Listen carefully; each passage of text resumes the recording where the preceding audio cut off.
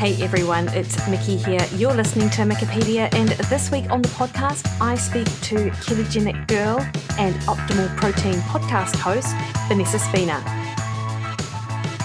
Vanessa and I talk all about the evolution of her dietary recommendations, how she discovered keto, how she transitioned to a more optimal protein approach, and what she's learned from the hundreds of episodes interviewing experts in the diet space on her extremely popular Optimal Protein podcast. We also talk about how becoming a mother has changed her own habits and how she balances all aspects of her life and business. And, we dive a little bit into the science here. We talk about real life and, of course, about Vanessa's experiences. This is such a great conversation, and I think that people listening in will get real value from it because it does cover a whole range of aspects related to Vanessa and her work, but also her experiences and just her interpretation of things. And she's super smart and she's clearly knows her stuff. So it was such a great conversation, and I was so pleased to have the opportunity to have it. For those of you unfamiliar with Vanessa, she is a sports nutrition specialist and the best-selling author of Keto Essentials. She's also an international speaker and the host of the popular Optimal Protein podcast, which has over 400,000 downloads a month and has been nominated twice as a top 3 best podcast at the Metabolic Health Summit, which, if you're unfamiliar, is one of the best metabolic health symposiums that are on offer. Vanessa recently completed a 2-year biomedical science program at the University of Toronto to deepen her comprehension of biochemistry and physiology. Vanessa founded Ketogenic Girl in 2015 with online social media following of over 500,000, and several thousand people have done her popular Ketogenic Girl Challenge program, which serves to optimize metabolic health with nutrient-dense real food nutrition. She's also been featured as a nutrition expert in articles published in the Orlando Sentinel, Eat This, Parade, Reader's Digest, and more. Vanessa has recently created 2 innovative products: the Tone device, which measures breath acetone, the ketone detected on the breath, which correlates to beta-hydroxybutyrate production in the body, which is the ketone found in the bloodstream. And she most recently launched the Tone LUX red light therapy line and Tone protein powder. So she's super innovative, a real entrepreneur, and I honestly do not know how she finds the time. I will put links to where you can find Vanessa on both Instagram at Ketogenic Girl and over on her website, ketogenicgirl.com, where you can find a whole archive of her podcast episodes, plus, of course, links to her books and her products. And I've certainly learned a lot from what Vanessa has brought to her podcast audiences with regards to the guests that she has and the information that she shares. Just before we crack on though, the best way to support this podcast is to hit the subscribe button on your favorite podcast listening platform. That increases the visibility of Mikkipedia in amongst literally thousands of other podcasts that are out there. Here's my conversation with Vanessa Spina. Vanessa, thank you so much for taking the time to speak with me this afternoon. I followed you for a number of years and have really enjoyed seeing your evolution, I guess, in this space. You're such a really prominent voice in both keto and protein. And I think I just saw that your podcast is in top 10 US podcasts for health and fitness, which is amazing. Thank you. Thank you so much. I love hearing that. It's really nice. Yeah. And what I've really enjoyed is, I think, your transparency with your evolution of your approach, and alongside it, you've got a number of resources that people have access to help them in their journey. And the Tone device, your protein, your book, The Keto Essentials, your infrared light therapy mask, you've just done so much. So it's almost like I'm not quite sure how to touch on all of it, but I thought going back to the beginning would be a great place for us to start. Yes, absolutely. I mean, I first came to become fascinated by the ketogenic diet because it's the only diet out there where there's a third party or an objective biomarker that you can actually use to measure whether or not what you're doing is right. Because up until then, I felt like all my approaches to health and fitness, especially nutrition wise, I was sort of, in a dark room, feeling around for things that I never really knew. And then when keto came along, it was like someone turned a light switch. It's like, I can actually measure my blood sugar and I can measure my level of ketosis and I can get this biofeedback, which is to me unlike any other biofeedback out there because you're literally testing you're seeing inside your body, you're seeing your physiology's response to things, so I'm fascinated by anything that you could test at home with regards to your blood, like CGM devices. Now I use, all these tools that can give us insight. And then you start really learning more about your body. And then when I learned that we are actually, as humans, we are dual fuel, we're sort of hybrid in the sense that we can be fueled from either sugar or fat. That fascinated me, that the concept that you could be a fat burner, you could be fat fuel. I didn't know up until then, but also that you could be locked into just being a glucose or sugar burner if you don't stretch that metabolic flexibility. So the concepts of metabolic flexibility really fascinated me, and testing. And so I really got very into it myself personally. And then, started sharing things about keto, just as a hobby. And I was working in finance. I had my securities, license in Canada. And I was actually interviewing people for a media show and on finance, and I loved it. I absolutely loved it. But the keto sort of side hustle, it was just a hobby at the time. It wasn't even a hustle. The side business just grew so much that it took over everything else, and I just shifted into doing that.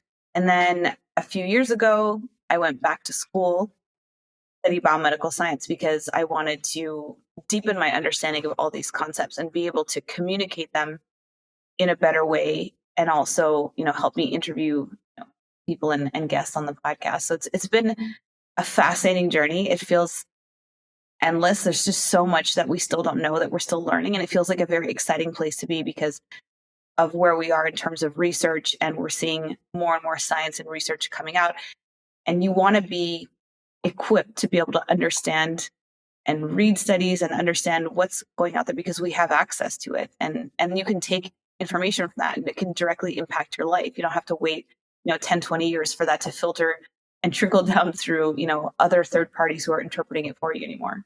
Yeah, for sure. And Vanessa, was it a personal sort of body composition transformation for you and your interest? Like, what does that side of things look like for you?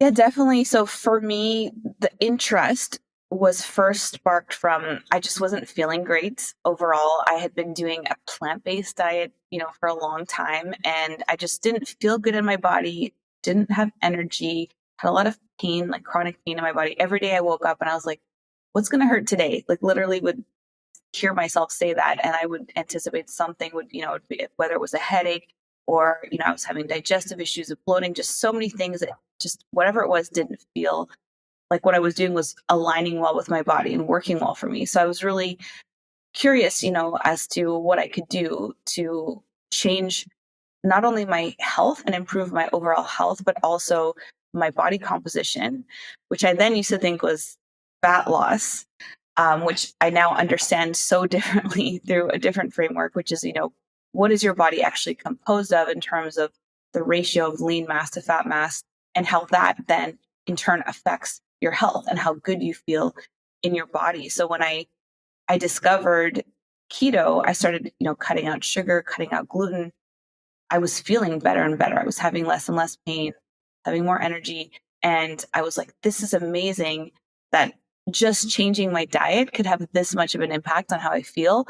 So I just sort of went full throttle then, and, in terms of like wanting to know everything that I could about fasting, keto, just anything that could nutritionally have a big impact on, how I felt. So it was definitely a personal interest at first. Yeah. And, I find it super interesting how and many people are like this in this space, right? I've talked about it a lot, how you start in one place, and then as your learning evolves and your understanding of nutrition, and also just personally how you feel, your thinking evolves as well. And it's always really nice to see people change their mind about things where required, you know, and they don't sort of like, I don't know, die on the hill that they initially sort of started on. Like, because obviously you've evolved your thinking in the keto space as well. Yes. And I would say that personally, I want to be someone who follows the science. And so, if what that truly means to me is being adaptable and flexible and being open to changing your mind, like reserving the right to change your mind, reserving the right to change your opinion, even if you form an opinion, being able to still have an open mind at the same time as, you know, having certain understandings about things that, you know, having some kind of framework. So I do feel like as I started really understanding how to understand science and biochemistry and all these things, that I was really more actively following the latest research and what's coming up, but then also being able to draw my own conclusions and not always go with whatever the study authors, you know, conclude. So I think that a lot of people who interview me say you've really evolved, you know, you're from all these years, you know, when you were first doing like strict keto. What I've learned is that there's all these different tools, you know, keto, sort of high protein, carnivore, there's all these different tools, fasting, intermittent fasting. It all depends on what you're optimizing for in terms of your personal goals. And then, you know, I love just having all of these different tools in my tool belt at my disposal so that I can work with the ones that will give me the best results, and then sort of share my experience personally so that, you know, other people also understand these tools are out there, and they could potentially help them with different, you know, things that they're optimizing for in the moment. Yeah, I love that, Vanessa. And also, you know, you're a female in this space, and we get a lot of pushback from a lot of people regarding low carb, keto, fasting, as a tool that women can use.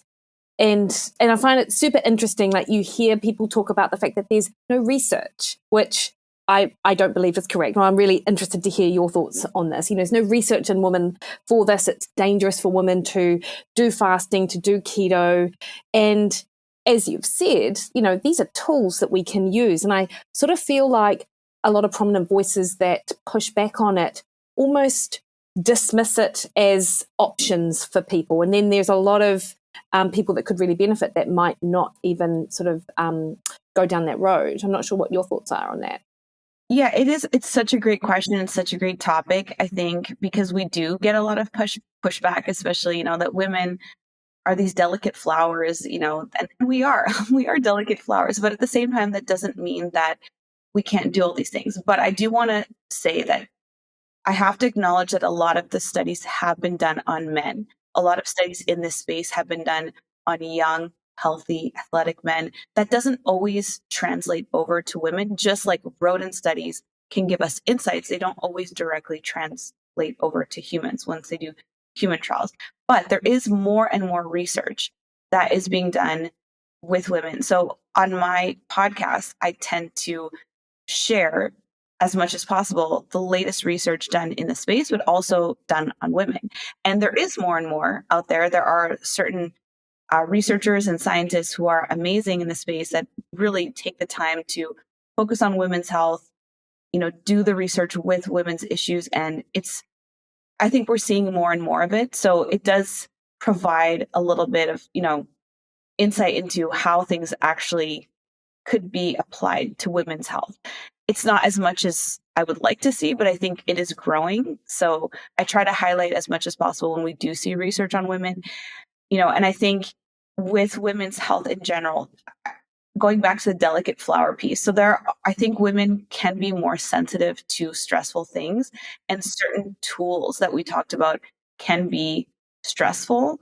So if someone is already dealing with a lot of stress, you know, perhaps they might not want to add another stressor. But when you look at what these stressors are, we're looking at them also through the context of hormesis, which is, you know, hormetic stressors, as you all know, they can actually help in certain situations people deal with their stress, you know. So I think it all comes down to the individual, you know, to look at all the information out there, all the tools, look at some of the research, you know, listen to people who you respect, you know, in the space, and try things out for yourself, because only you will truly know at the end of the day, does intermittent fasting make me feel better? Does it help me focus more during the day, get more done, and think about food less, if that's something that, a certain person experiences?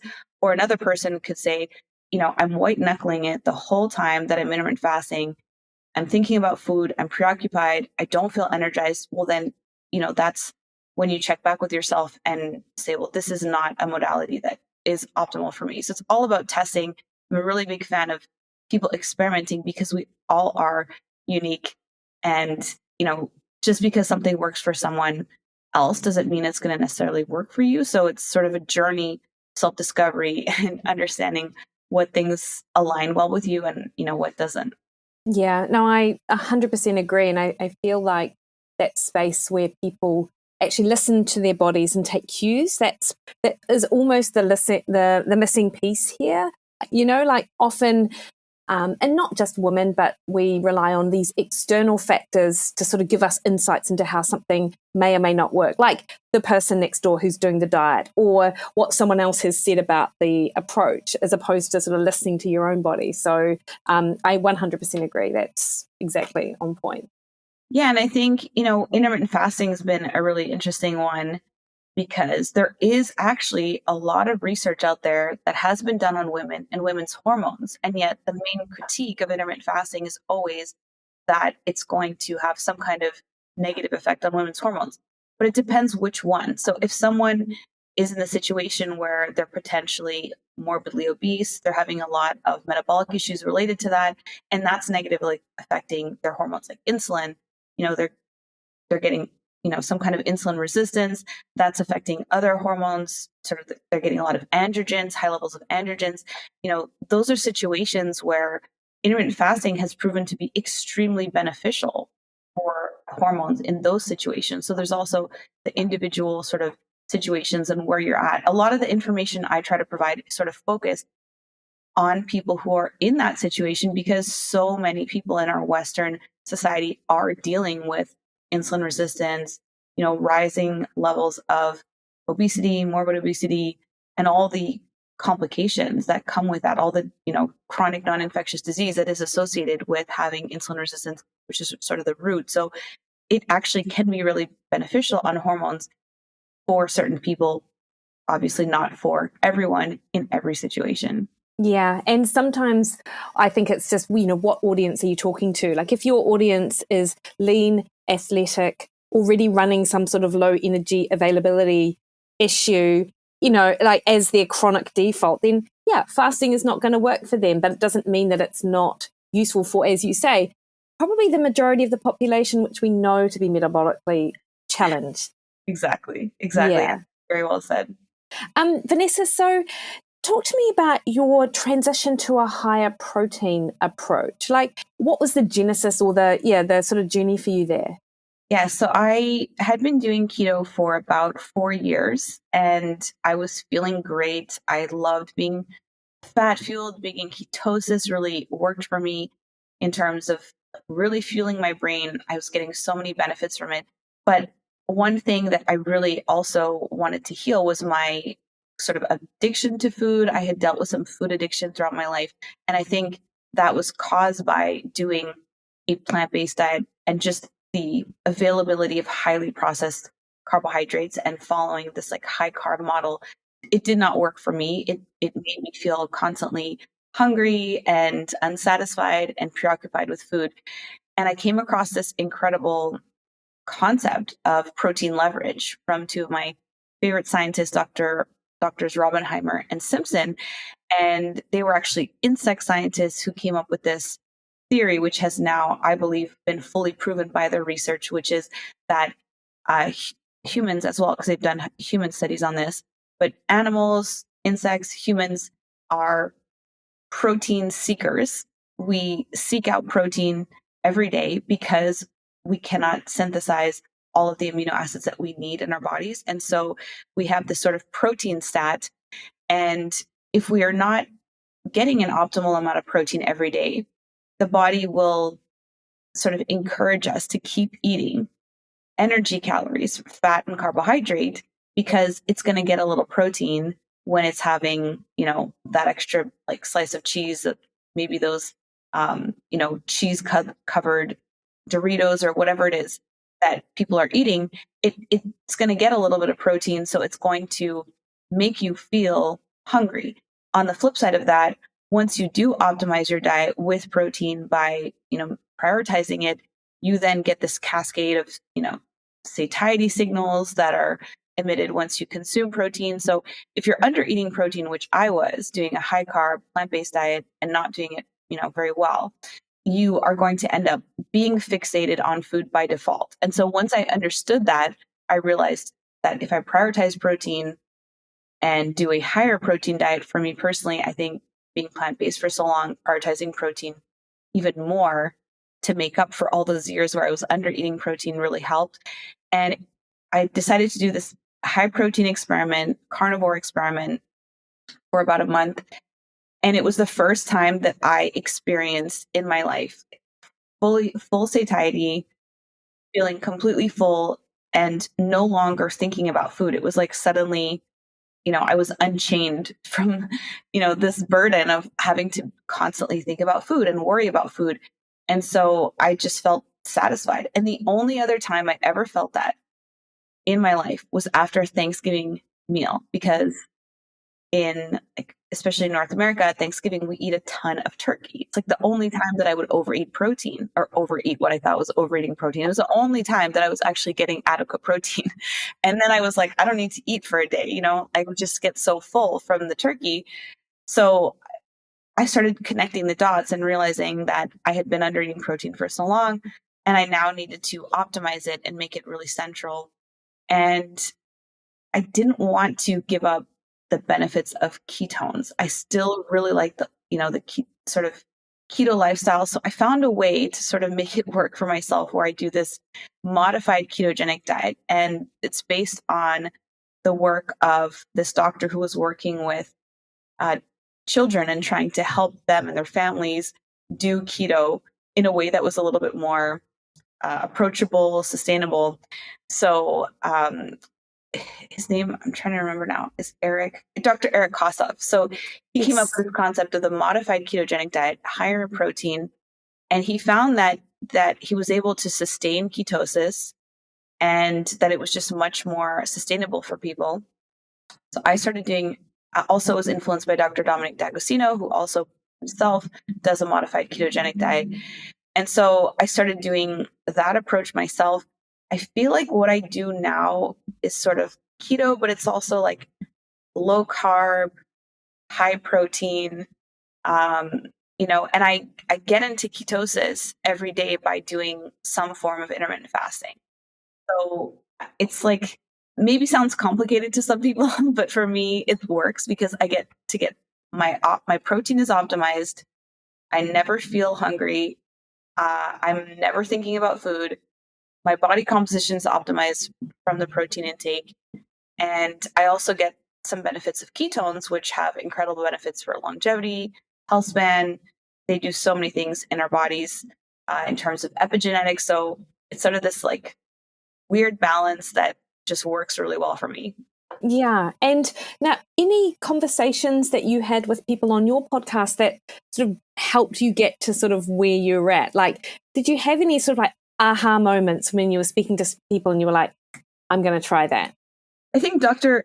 Dominic D'Agostino really influenced me because, he's sort of a world-renowned ketone expert, and that's the approach that he personally does.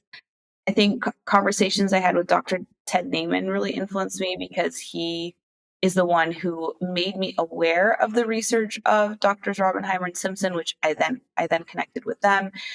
And I think those are probably the two most influential, people in terms of my personal, nutrition journey. And they've really like inspired me in the way that they approach things. Ted used to do like low carb keto. Now he doesn't as much. Now he does more, I would say, like low carb kind of paleo approach, but with the optimized protein. And, both of them are extremely fit, have great metabolic health.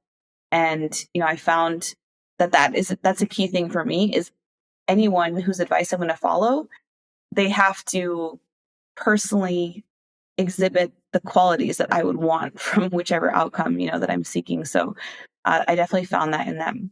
Yeah. And were you apprehensive, Vanessa, like changing your approach? Or did you sort of have that confidence that really helps people like, hey, if after a month, if after 2 months this isn't working, I know I've got something else that I can sort of fall back to? Yeah, I wasn't apprehensive. I think, with nutrition, if something's not working for you, usually you can change it like in an instant. You just Yeah. like if you're doing keto one morning and it's not working for you the afternoon, you can go out of it and go back to high carbs. So it's very like something easily modifiable. And it's something that I felt was worth, experimenting with, trying out. What's interesting now is that, I'm using technologies now to help me relearn how to incorporate carbs because I, was so strict on carbohydrate for so long. And, when you do higher protein, carbs, if you want ketosis, need to be pulled back even more. So you really have to prioritize the carbs that you want. But if I'm not seeking ketosis, I'm getting into ketosis through intermittent fasting, et cetera, then I can have a little bit more carbohydrates. So I'm like, you really have to get specific about the carbs that you want to have in your diet. And so you want to find the ones that are low glycemic, for me personally, that tends to align well with me. So I've been using a CGM in the last 6 weeks to test foods. And it's been really remarkable and fascinating because a lot of things that I thought were happening, weren't happening. And I think that has really given me some big insights in terms of what correcting your insulin, making your body more insulin sensitive can do for you. And I mean, doing these sort of nutritional strategies like keto, et cetera, but also focusing on body composition, building more lean mass. Now you have all this glucose disposal, all this energy disposal because you're a leaner individual. You can actually eat things that in the past may have affected you negatively, but now maybe they don't. So it's really been, fascinating to have that insight as well, going back, to the beginning, being able to peek inside and see how's your body responding to different foods. So that's been really fascinating as well. Yeah, Vanessa, I did see you speak about that on social, that you were doing a CGM experiment and you found some surprising results. Do you want to share in particular like what has been most surprising for you with those foods? And also, does it relate to your intermittent fasting window as well? So does that shift how your body responds? Because I think people will be super interesting with the interconnection between them. Yeah, so it's been really insightful. I think the number one takeaway I've had is that if you are active and you build more lean mass and make your body more insulin sensitive by building more lean mass, more muscle, you can get away with a lot more than, you could if you have a poor body composition. So, that's something that I think has been instrumental in just all of these different strategies. Are core is just building more muscle, focusing on that. Because like I said, you then have an ability to dispose of things, dispose of extra carbs, and also places to store both glucose and fatty acids, which are then going to be, turning over and can make you a better athlete. Like I'm not an athlete per se, but it makes me better at, walking, hiking, resistance training, all these things, is that those adaptations that are happening. So exercise has been huge. As a mom, I am so active more than ever before. So I think, that's been the most insightful thing is so I was noticing that my blood sugar was even more stable than I thought it was. It's extremely stable. I have, quite a low fasted insulin around 2. So I knew that I was insulin sensitive, but it was even more than I thought. And it's because I am so much more active than I was 4 or 5 years ago, not only prioritizing resistance training, but also just like I said, being a mother, being a businesswoman, being a podcaster. Like there's so much going on all the time. I rarely am just sitting. And I remember actually talking with Maria Emmerich years ago, before I had kids, and she's like, I don't sit down. And I was like, that's so weird. Like, that's all I do, and now I'm like, oh, I get it. Yeah. Like I don't sit down very often. When I do, it's very enjoyable, but most of the time I'm like, I'll get, 10,000 steps without even leaving my house because there's so much to do with children and being also like quite an involved parent or full-time mom. So that's been the biggest takeaway. We had one day when we were driving back from a road trip, and because we were in the car, I wasn't, really moving. And on those days, I had much poorer blood glucose control. I'm not saying that it's poor, but it was not as good as it's been on other days. And that's when I really saw the connection with activity. So that's fascinated me. And there's amazing research now showing, there was one study I've been talking about a lot recently that I first heard Dr. Rhonda Patrick talk about how, they compared doing body weight squats, just 10 body weight squats every hour compared with doing a 30-minute walk. And they found that, this gives people better blood sugar control. So that connection with activity and lean mass, I think, is really huge. I've tested a couple of fun things. So I was really curious about hummus. I want to incorporate a little bit more fiber in my diet. So I'm going to make some homemade hummus, and I eat that with protein bread. And there was barely any reaction. I thought there would be a much stronger reaction or some kind of like spike or something, seeing as I haven't eaten like beans in so many years. So I've brought that back in, black beans, like certain, some beans for a little bit more fiber. I tested half a banana. I had no response at all, which really surprised me. Most of the foods I eat really don't give me any kinds of spikes because it's very protein centric. So I would say any kind of takeaway for someone else, aside from the exercise thing, is that if you're constantly eating protein at your meals, like I'll have a bunch of, a PB2, it's like, the peanut Powder. butter mixed with water. Mm. I'll have that on protein bread.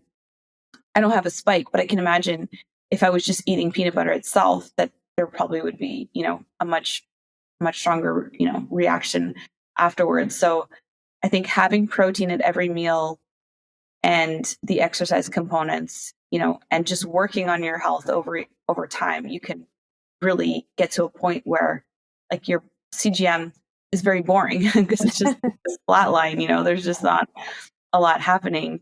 So it's been very insightful and fun, very fun, to try different foods and see like, how is this actually affecting me now? It might be different. I'm breastfeeding right now. It might be different in a year if I'm not breastfeeding anymore. That would be a good time to, check it again. There's different stages in life too, where you can get different kinds of insights. Yeah, I agree. And what's your sleep like with your young children? I would say, when you had a question about children and how things have changed, like for me, I've really gotten into more biohacks and things to compensate for the fact that I haven't really slept fully for the past few years. Yeah.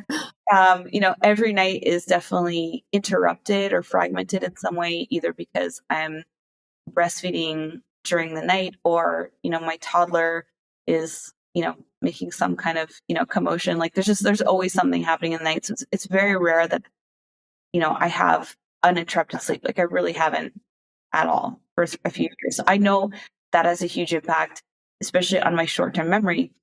The biggest area that I noticed it was affecting was my ability to podcast because, I speak for a living, as you know, from being a podcast host yourself. And I found the first few podcasts that I started doing after I took 3 months off, just after having Damien, who's 6 months old actually today. And I was really struggling with my cognition, with finding the words that I wanted to. I was like stumbling over words. I just wasn't able to recall information as rapidly. And so I started going back to OMAD. I'm like, I'm going to go back to OMAD and try fasting when I'm interviewing people during the day. And that started helping. So it's getting me more deeply into ketosis. I'm like, I can't do this every single day. So I started taking ketones. So this is something that I never, ever did in the past. I always felt like your body's a ketone making machine. You don't need to supplement with them. But I started taking powdered MCT oil. And now I take it every time I do a podcast. And so these are sort of hacks and things that I've had to add in to compensate for the, fragmented sleep, because it has such a big impact on my ability to work, really. Oh, I 100% understand that, and not due to having, small children, but just, life intervenes sometimes and you get that sleep deprivation. You recently spoke to Dr. Darren Kando I think, about the new creatine research. And I was super interested to hear him talk about the dosing for the brain and how it's different. Is that something that you're also playing around with at the moment, Vanessa? It definitely made me consider it. I think it's a great idea. Right now, I think I'm going to stick with the MCT oil just for now because I actually have been adding in so many things Yeah. in the past few months to my routine that I don't think I could add one more thing. But I also, after our conversation, the biggest question I had for him is if you're someone doing a carnivore-esque or high protein diet like I do you need to add it? And I think the answer was somewhere between you probably don't need it for most things, like you were just saying, but it could potentially be beneficial for the brain. So it definitely is a great idea, probably something, worth trying. Maybe I'll try it out in the next 6 months or something like that. But Yeah. I also walked away after our conversation feeling like I probably get enough because I eat so much protein. I probably get enough from my diet, like he's like, you're getting it from beef, you're getting it from seafood. Like I eat copious amounts of it every single day. So, it, I wish you could sort of test, your levels and see maybe how much you're getting from food to see if you need to supplement. But again, that could be a fun experiment, to try out. But the MCT oil is really boosting my ketones. Nice one. It's been a huge, huge help. So yeah. And what brand do you use, Vanessa? yeah, I think for anyone who's looking, just a pure C8, the powder I like because it just blends better in like coffee or latte. And I've been giving it to some friends recently whose parents are dealing with dementia. And I would like to, eventually like have my whole family on it because I think just preventative, if there's something that can boost your cognition, I'm going to say it's probably by like 20-30%. Sometimes I notice it even more. Like who wouldn't want, to take that or do that? So, um, and it's so much easier to add things into people's diets than it is to take things out, So, um, I've been finding more success with focusing on the protein message, I think, because in terms of people's adaptation of it, like in my family anyway, because it's way easier to add more protein into your diet than to take things out. And even then, if you first add the protein in, it can help you then cut out some processed carbs or lower your carb intake, so I think it really helps. Whereas when people are just trying to go keto straight from high carb, if you just switch out all the carbs for fats, depending on what your goal is, maybe if it's a therapeutic ketosis that you're trying to achieve, it might be more successful if you have, more protein or your protein intake is optimized while you're making that transition. And then if people have different body composition goals, just going high fat might not be the best approach either, right? So I'm just finding that adding things in, protein, maybe MCT oil, those kinds of things can be really, really helpful. Yeah, nice one. And Vanessa, you mentioned that you think you get enough protein or creatine because you have so much protein. Like if you were to calculate it, how many grams per kg body weight would you be? So I go based off of the research by Dr. Stu Phillips and a few other of his colleagues, but I like in general 1.2 grams per kilogram for sedentary individuals, closer to 1.6 grams per kg for active individuals who are not sitting all day, basically, and then up to 2.2 grams for athletes. So that could be the definition of someone in like who's doing 2 workouts a day. That tends to be like the difference between athletic and non-athletic. But I definitely like people, when people say 1 gram per pound, that's 2.2 grams per kg, right? I think that's a good target for people because a lot of people find it hard to eat more protein at the beginning. So I'd rather people overshoot it maybe by a little bit, even if they get a little bit more protein than 1.6 grams or whatever. Like that's a good target place. But, especially at the beginning, it's better to just try to get as much as you can. And then you'll know, your body will tell you when it's had enough protein. Like that's what I love about protein is it has such a strong feedback in terms of GLP-1, for example, which is, so popular right now in people taking these weight loss peptides, protein is like a natural form of Ozempic or, GLP-1 agonist because it secretes GLP-1. It's definitely not the same amounts, but it does secrete that along with many other peptides and enzymes that tell the body that you're full.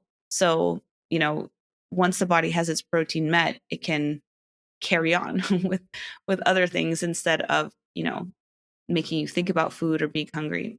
Yeah, no, for sure. And I'm certainly well above actually 2.2 grams per kg. It was interesting chatting to Dr. Jose Antonio, who I think Oh, I that love you've him. also, yeah, he's great. And, when he was talking about his endurance athletes being on 3 grams per kg of body weight, obviously it's all relative. Like if you weigh 90 kilos, then that's a significant amount of protein. But if you are more 50 to 60, then it's more depending on your activity level. It's actually not that hard to hit if you're protein focused. I find that now I'm getting so much protein that I'm sort of in the mindset of maybe I need to pull back a bit because I eat so much protein. And I've actually a new topic area that I want to focus on my podcast is protein restriction. And that sounds like counterintuitive, but I think that protein restriction can be used in a strategic way once in a while. I'm talking about like, say, one day a week, you have a lower protein day, a higher carb, maybe higher fiber day. And I think there could be some benefits to doing that. But I tend to also be closer to, 2.2 grams, per kg. And I do resistance training 4 to 5 times a week. So I don't consider myself an athlete, but I am somewhere between active and, athletic. So Yeah, for sure. that I think definitely has had a huge impact on building more muscle and lean mass in my body. And it's amazing when you become more lean, it just everything gets easier. Like, know, being satisfied gets easier, doing things physically with your body gets easier. You have less pain in your body, and you're able to, like we were talking about earlier, just dispose of fuel more easily. And I think that's really the big problem that we're seeing in Western society now is people are so under muscled. They can't dispose of fuel very well. And because of sedentary lifestyles, they also can't dispose of fuel. And yet there's so much fuel available in like the most convenient delivery forms and, more than ever. And so it's like overabundance of access to fuel as humans. We've made it so easy for us to consume fuel and be energized all the time, but there's not enough disposal on the other side, and it's that capacity for disposal I think that's causing a lot of metabolic issues. So protein resistance training together can have such a huge impact. And I personally have been really becoming more and more interested in exercise and exercise science, especially some of the research that we're seeing on the benefits of muscle contractile activity and cognition. I think that's a really exciting area of research because we used to believe that bigger waist size, smaller brain kind of thing. And now it's turning out to be, well, it doesn't matter how much lean mass you have. What matters is, are you using it? Are you contracting the muscles? And that's then having those effects on the brain and cognition. So, people can really also prevent cognitive decline, dementia, not just through these nutritional therapies, but I think the exercise science in that field is really, really exciting. Yeah, I completely agree. And Dr. Tommy Woods, have you spoken to Yes. him? Yes. Yes. Yeah, yeah, I'm he's about to have one of his colleagues on in a couple of weeks. Is Christy, Dr. Christy Stutterer? oh, yes, yes, yes, yes. I know Christy. She's I don't I know no. I've met her a couple of times at some of the Metabolic Health Summit Oh, cool. conferences. Yeah, she's great. I'm really excited to talk to her because I know they kind of work together, research similar fields, but I'm finding that area really, really interesting. And just in general, the exercise science coming out, I think, is really exciting as well because it's something that people can really anyone can do, to improve their metabolic health and cognition. I agree. And Vanessa, you've said a couple of times, I'm not an athlete, and my argument is if you're a human, you're an athlete, like it's just how Yeah, you're a bodybuilder. Yeah, absolutely. And just to pick up a little bit on your point on protein restriction, I recall Dr. Eric Helms sharing research about, protein is very satisfying to a point, but then over and above that, if you habitually have a high protein diet, then actually restricting down the amount of protein you have, not ridiculously, but from your very high levels, just down to more moderate, low to moderate, can be good from a sensitizing perspective. And I believe that Rob Wolf has talked also about protein restriction in the same sort of realm that you talk about, Vanessa. Like, from an evolutionary perspective, we wouldn't have always had sufficient and huge amounts of protein available. So there may be some evolutionary sort of advantage to having cycling, I guess. Yes, I think you hit the nail on the head with that word. It's more the cycling, less sort of restriction. I don't like that saying protein and restriction in the same sentence, but cycling, makes so much sense. I think it can help. I think it can help on a lot of different levels. Yeah, I'd be really interested to look at Dr. Helm's work. I've definitely heard of him before, so he might be. You would have a great conversation with him, and he's he's brilliant. Vanessa, you're a biohacker in the best sense of the word, because you're curious, you ask questions, you're always, you're trialing things on yourself. Yet, what I find really interesting, I'm just curious to hear your opinion on this. There are many prominent people who, again, push back at the idea that metabolically healthy people should be able to measure their blood glucose, use CGMs. Like, there's a pushback against healthy people going into the weeds on some of these things. And I'm a fan of understanding better before you need things like this as to how you respond. And obviously you are too. But have you come across any pushback on any of your experiments or even the changes you've made?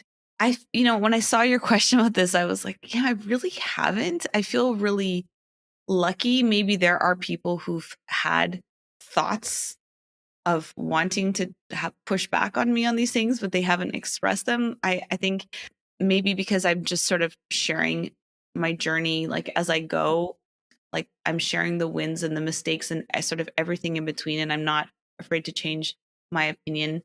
I'm just following the science as much as I can, but I see pushback sometimes in general at some of these concepts.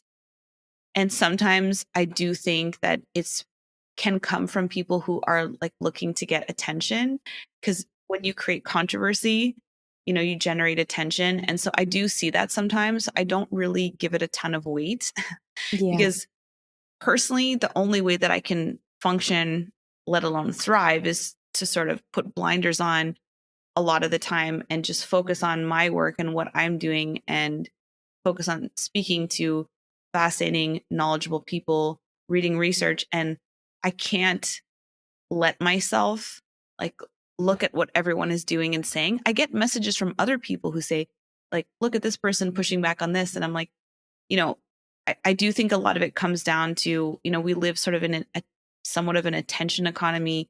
That's how people, tend to make money for themselves, is by getting attention in this space.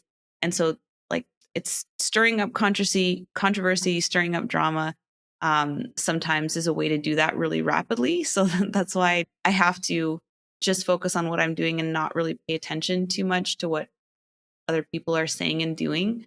I probably miss out on things, but it's the only way, like with 2 kids and doing all this, that I can work. But I've always kind of been like that even before children. Like I just focus on, what I'm doing, put my head down, like keep my head down, focus on that, and not worry too much about like, what other people are saying. And I know people who are actively doing research. Like I know like Dr. Sechin Panda, like he gets so much pushback. He's like contributed so much great work on time restricted eating, and all of these studies. He gets pushback all the time. And I think maybe because he's like more prominent out there as like a scientist on the leading edge doing that stuff. I'm not really so much like in that position. So, yeah, I don't experience a ton of it, thankfully, but I think that most people, if they didn't agree with what I was doing, maybe they just like stopped following, the journey or the podcast. But I think most people who have listened to my podcast or followed my journey tend to also be interested in these things and also evolving and are also open-minded and wanting to, at the end of the day, like you said, you don't want to die on some hill. It's like, let's find what really is optimal and let's all learn together for the better of everyone. So, luckily I haven't found that I've experienced too much pushback on that. Yeah, that's awesome, Vanessa. And I would say, just to finish up, like your real testament to being able to stay in your lane, be curious, share your journey and story, and still have the success, if you like. And when I say success, obviously from a business and personal perspective, but just that you're so well known in this space in terms of the way that you've contributed. And so I really love that. And it's quite clear. You're so genuine about what you do as well, which is amazing. Oh, thank you so much. That really means a lot to me. Vanessa, so can you just share where people can find more about you? Obviously, we'll put links in the show notes, but just so people can hear it as well when they're listening to this. Absolutely. Yes. So I have my weekly podcast. I have 2 episodes a week on the Optimal Protein podcast. And I interview mostly scientists, researchers, physicians on the topic of protein, longevity, health span, optimization, and all these different things. And then I personally myself have developed some products, some innovative products, including the Tone device, which I use to measure my breath ketones because they provide a different picture than just the blood. I also have Tone protein, which you mentioned. I'm about to launch Tone collagen because I am really excited about the research on I'm really excited about the research on taking a collagen supplement, doing supplementation and the effects that it can have on the skin health.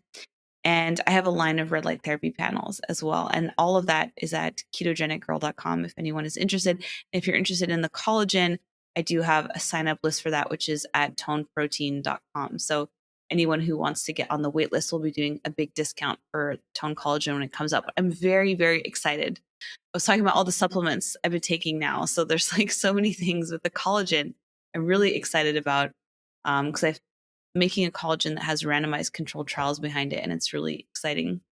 That is exciting. And I love collagen myself. So I'm super interested to see when that comes up. So I'll be putting my name on that list, Vanessa.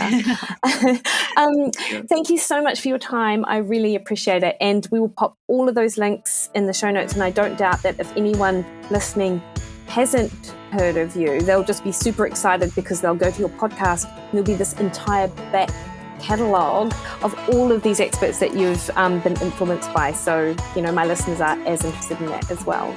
So thank you so much, Vanessa. My pleasure. Thank you so much for inviting me on.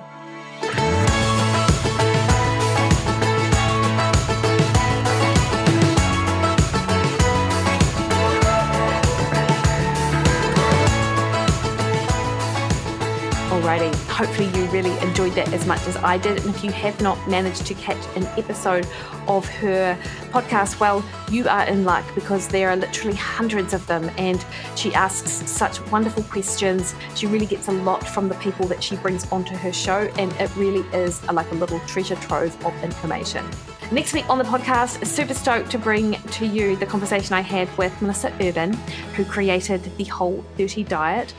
Until then, though, you can catch me over on Threads, Twitter, and Instagram at Mikki Williden, Facebook at Mikki Williden Nutrition, or head to my website, mikkiwilliden.com, book a one-on-one call with me. All right, team, you have the best week. See you later.